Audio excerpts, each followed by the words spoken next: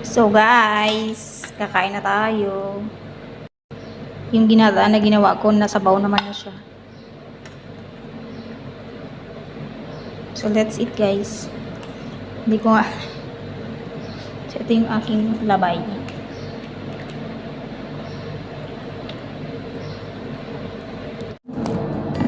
Ganito.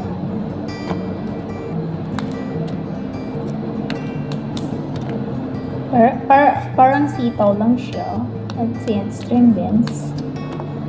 Pero dahil wala tayong nabiling string beans at wala talaga doon sa market. Ito yung nut. Ito na lang yung ilalagay natin. So parang sitaw rin naman siya.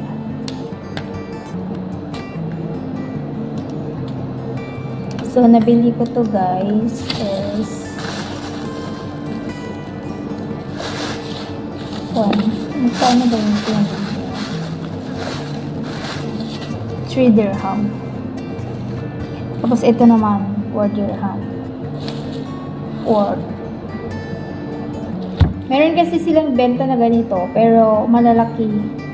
Kaya ito lang yung pinakamaliit. Tapos ibilog. Masyado siyang malaki. Kaya ito na lang yung nakuha ko. Hindi ko nga alam kung maganda yung ito. Ano ba ito? Pumpkin naman eh. Butter pumpkin daw.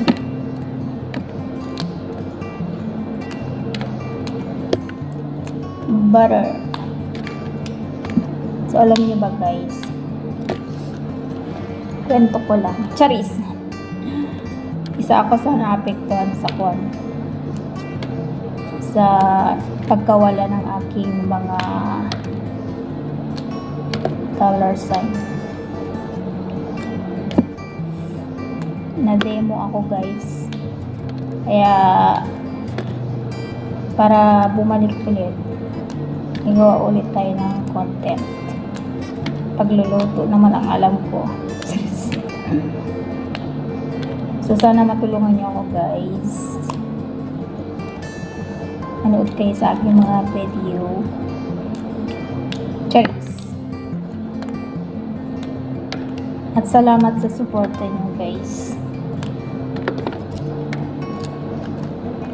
So kaya nagla-live din ako minsan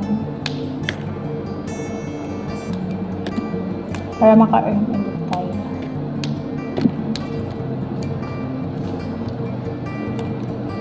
Nagulat nga ako kasi bigla-bigla na lang. Siguro dahil sa katangahan ko din. Charis. Kasalanan ko rin naman. Pero nung time na nag-email sa akin, yung eksakto din na pakukuha ko lang din yung pasahod niya. Tapos biglang nag-message kinabukasan na wala na nga daw yung kwan. So parang ang hirap lang kasi pinagpaguran ko din naman yun ng ilang taon. Tapos ngayon nawala na siya.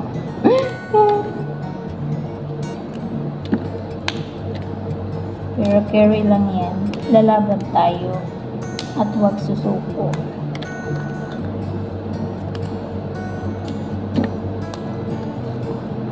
Ano man ang mangyari, ang mahalaga, mag-enjoy tayo sa ginagawa natin. At mabubusog tayo sa mga niluluto natin. Charis!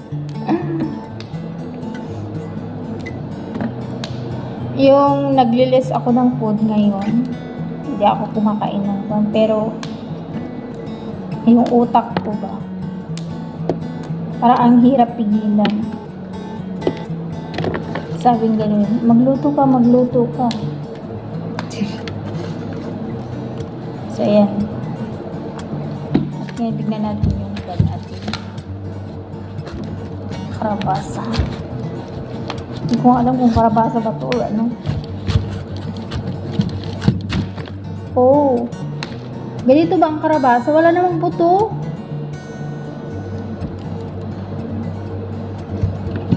Or mali yung binili ko. Ano to?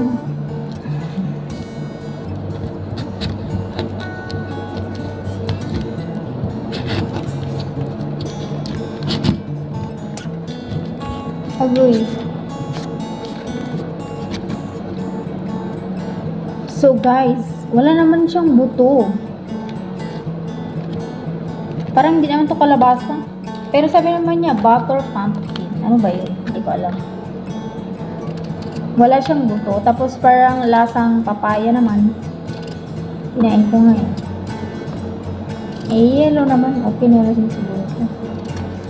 Huwag na lang natin ilagay lahat. Kasi baka mamaya hindi naman siya masarap.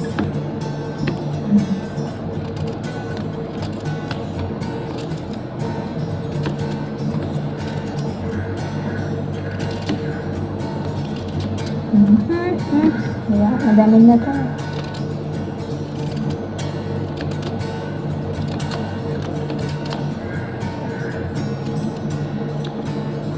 Look at this.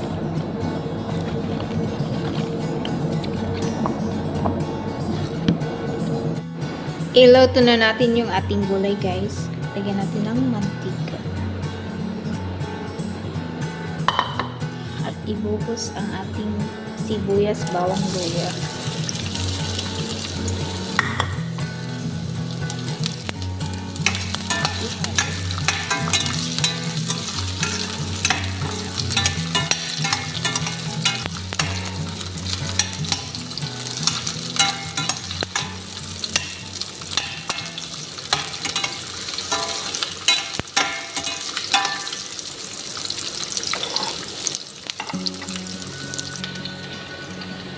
At ilagay ang gulay.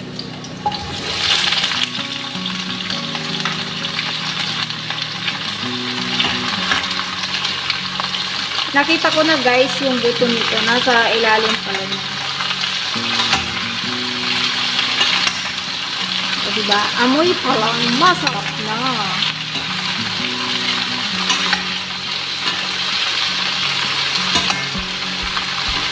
Nilagyan ko ng cauliflower. May natira kasi ako nilagay sa gulay na niluto. At lagyan ko ng Maggi. Paminta.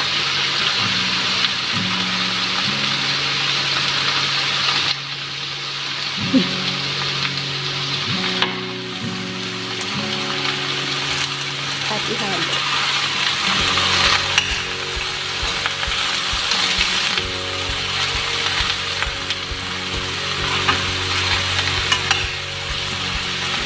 Pinagsabay ko na para isa. At ilagay natin ang dry na shrimp. Tipid yan guys, tipid. Wala pa akong pambili ng shrimp. Kasi ang mahal guys ng isang ng 1/4 30 dirhams. Ilang piraso lang yung 1/4. Kaysa ito yung dry pan lang, 250 dirham. So, mas mura siya.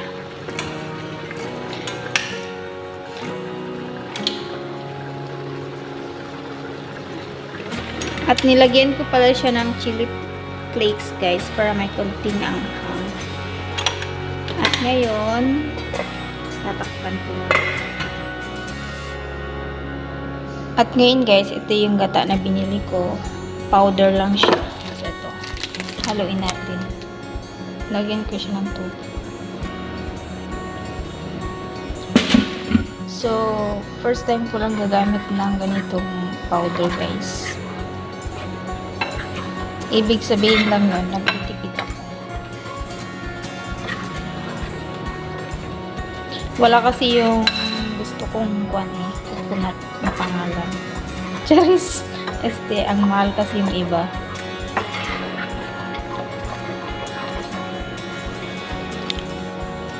Dahil amoy bantot na siya, lagyan natin siya ng gata.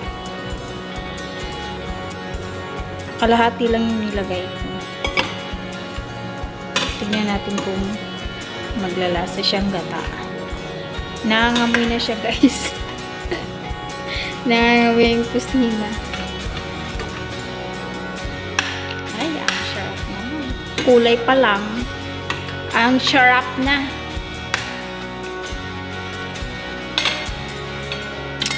Nagugutom na tuloy ako. So, guys, pwede na to.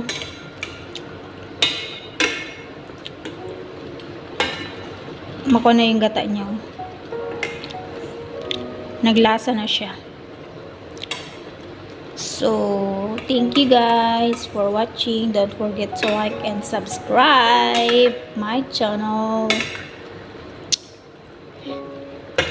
Mapapakain ako ng marami nito, guys.